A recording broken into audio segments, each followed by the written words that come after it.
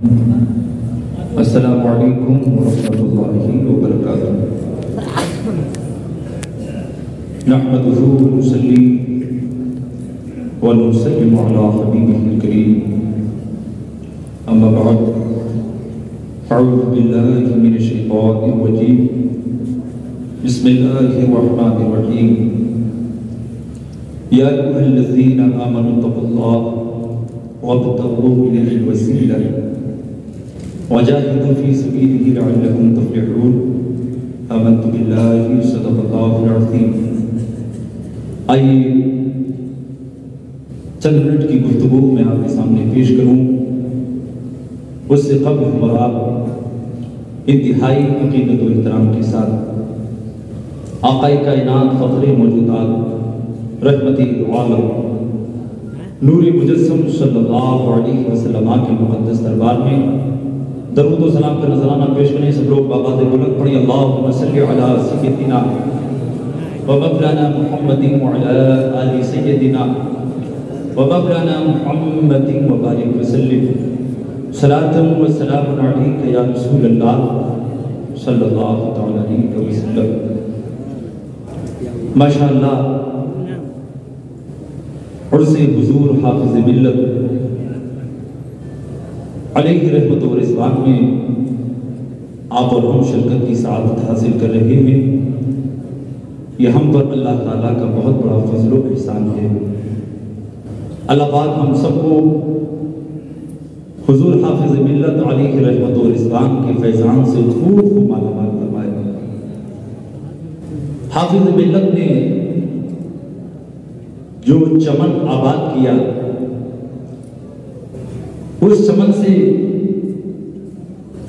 جو آج پھول مہک رہے ہیں وہ پوری دنیا کو اپنی مہک سے الحمدللہ معطر کر رہے ہیں۔ جو افراد حضور حافظ ملت علیہ رحمت و رضوان نے تیار کیے، آج پوری دنیا کے کونے کونے اور گوشے گوشے تک اسلام کی شعائیں، سنیت کی بہاریں وہ افراد الحمدللہ وہ کام کر رہے ہیں۔ جس نے پیدا کیے کتنے لالو بہر، حافظ دین و ملت لاکھوں سلام، اور زمانہ آج بھی کل بھی ان سے فیض پائے گا۔ مثال چشمے آب رحمت ہیں حافظ ملت، مثال چشمے آب رواں ہیں حافظ ملت۔ حضور حافظ ملت نے بہترین انداز میں قوم کی نمائندگی کی اور وہ عظیم سرمایہ قوم کے نام کر کے گئے کہ کلوی زبانی نے محسوس کیا الجامعۃ الاشرفیہ، یہ عظیم دین کا قلعہ حافظ ملت نے جو قوم کو دیا، یہ قوم پہ ان کا احسان عظیم ہے۔ الحمدللہ آج بھی لوگ تسلیم کر رہے ہیں اور انشاءاللہ اسے ہمیشہ تسلیم کریں گے۔ حضور حافظ ملت نے قوم کی بڑے بہترین انداز میں اصلاح کی، قرآن کی بہترین ترجمانی کی، قرآن کے احکام کو امت تک پہنچایا۔ اللہ فرماتا ہے ایمان والو اللہ سے ڈرو اور اس کی طرف وسیلہ تلاش کرو، وجاہدوا فی سبیلہ، اور اس کی راہ میں کوشش کرو، اس کی راہ میں کاوشیں کرو، دین کی خدمت کرو، لعلکم تفلحون، اس امید پر کہ اللہ تمہیں فلاح عطا فرما دے۔ حافظ ملت نے مجاہدے بھی کیے، ریاضتیں بھی کی، خدمت دین مدین کی، اور حضور حافظ ملت نے قوم کو یہ پیغام دیا اے مسلمانوں قرآن کی پیروی کرو، حدیث کی پیروی کرو، قرآن و حدیث کو اپنے سامنے رکھو، علماء سے سیکھو، یہی وہ دولت ہے جو تمہیں دونوں جہان میں کامیابی عطا فرمائے گی۔ آج لوگ طریقت کے نام پہ قوم کو گمراہ کر رہے ہیں۔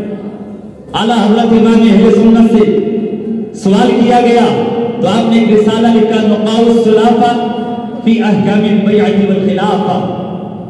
حضور حافظ ملت کی بارگاہ میں جب تذکرے ہوتے تو آپ فرماتے آج خانقاہیں کم رہ گئی ہیں، خانقاہیں زیادہ ہو گئی ہیں، اور یہ حقیقت کی ترجمانی حافظ ملت فرماتے تھے آج خلافتیں کم کھلی، آفتیں زیادہ ہو گئی۔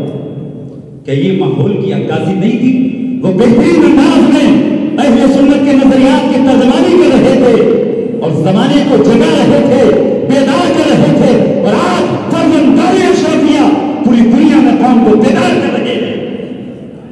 اعلیٰ حضرت سے سوال ہوا شریعت و طریقت حقیقت و معرفت معرفت کے حوالے سے تو امام اہل سنت فرماتے ہیں شریعت، طریقت، حقیقت، معرفت یہ ساری کی ساری چیزیں قرآن میں ہیں. یہ ساری چیزیں قرآن میں ہیں. قرآن ہی سے شریعت نکالی جائے گی، قرآن ہی سے طریقت، قرآن ہی سے حقیقت اور قرآن ہی سے معرفت. اب جس نے قرآن نہیں پڑھا بتاؤ صاحب شریعت و طریقت ہوگا؟ جس نے قرآن نہیں سیکھا وہ کتنے ہی دعوے داری کرے وہ طریقت والا نہیں ہو سکتا. بزرگوں نے جو مثالیں دی شریعت ایسے ہے جیسے سر کے بال اور طریقت ایسے ہے جیسے ان بالوں کو مانگ سے سجا دیا گیا. تو جس کے پاس شریعت ہی نہیں، بال ہی نہیں، وہ مانگ کہاں کر رہا ہے؟ اس لیے حضور حافظ ملت کی جو تعلیم ہے وہی ہمارے لیے کامیابی ہے. جو متبع شریعت پیران نظام ہیں ان کے دامنوں سے وابستہ ہو، جو متبع شریعت جامع شریعت پیران نظام ہیں، جامع شرائط پیر ہیں، اے مسلمانوں ان سے اپنے دامن کو وابستہ کرو، ان کے دامن سے وابستہ ہو جاؤ اور بہترین انداز میں اپنی اصلاح کرو. حافظ ملت فرماتے، اعلیٰ حضرت امام اہل سنت فرماتے ہیں ساری چیزیں قرآن اور حدیث کے اندر، اور جو سب سے پہلا درجہ ہے شریعت یہ سب سے آسان ہے، طریقت اس سے مشکل ہے، حقیقت و معرفت اس سے مشکل ہے. فرماتے ہیں معاملہ شریعت کا یہ ہے عوام الناس جب تک علماء سے نہ سیکھیں انہیں معلوم نہیں ہو سکتا. علماء ائمہ مجتہدین کو نہ پڑھیں، ان کے اخبار کو نہ دیکھیں، وہ بھی رہنمائی حاصل نہیں کر سکتے. اور ائمہ مجتہدین مصطفیٰ کے کلام کو نہ پڑھیں اور مصطفیٰ کلام رسول کی کلام خدا کی پیروی نہ کریں تو شریعت سمجھ میں نہیں آتی. تو میرے بھائیو آپ اندازہ کرو جو سب سے آسان درجہ ہے شریعت، جب اس کا معاملہ اتنا کٹھن تو کیا طریقت بالکل آسان ہے؟ اس لیے آج جو معاشرے میں ایک ماحول کچھ لوگوں نے بپا کر رکھا ہے وہ جھوٹے تصور سے، جھوٹی صوفیت سے ہمیں بھی بچنا ہے اور اپنی قوم کو بچانا ہے. اللہ پاک ہم سب کو نیک عمل کی توفیق عطا فرمائے. حضور حافظ ملت کے فیضان سے مالا مال فرمائے. حافظ ملت کا فیضان جامعہ اشرفیہ کی شکل میں جاری ہے اور انشاءاللہ یہ فیضان جاری و ساری رہے گا. یہ فیضان حافظ ملت دنیا کو معطر کرتا رہے گا. اللہ پاک حضور حافظ ملت کے وسیلے سے ہم سب کو دونوں جہان کی کامیابی عطا فرمائے اور صحیح معنی میں خلاق کائنات شریعت میں ہم سب کو چلنے کی توفیق بخشے. اللہ پاک ہم سب کو دین متین کی خدمت کا جذبہ عطا فرمائے. میں شکر گزار ہوں نبیر حافظ ملت حضرت علامہ نعیم الدین صاحب اللہ کا. ان کی نظر کرم بڑی عنایتیں رہتی ہیں اور ان کی بارگاہ میں عریضہ ہے خاص دعا فرمائیں. جتنے ہمارے اساتذہ بیٹھے اللہ سب کو سلامت رکھے اور سب کی عمروں میں اللہ برکتیں عطا فرمائے. ان تمام ہمارے اساتذہ علماء کو اللہ عمر خضر عطا فرمائے. ہم سب کو ان کے علوم سے فیضان، ان کے علوم سے فیضیاب ہونے کی توفیق عطا فرمائے. وہابی کی مسائل جدیدہ جو بہترین انداز میں قوم کی رہنمائی کرتے ہیں اللہ انہیں سلامت رکھے. یہ سارے ہیرے ہیں قوم کے، یہ سارے ہیرے ہیں اہل سنت کے. اللہ حاسدین کے حسد سے انہیں بچائے. اللہ کی کائنات بدخواہوں کی بدخواہی سے بچائے. یہ چمک رہے ہیں، لوگ ہزار حسد کرتے رہیں، یہ چمکتے رہیں گے، چمکتے رہیں گے اور فیضان حافظ ملت کو پوری دنیا میں پھیلاتے رہیں گے. استغفر اللہ ربی من کل ذنب واتوب الیہ واخر دعوانا ان الحمد للہ رب العالمین. السلام علیکم ورحمۃ اللہ.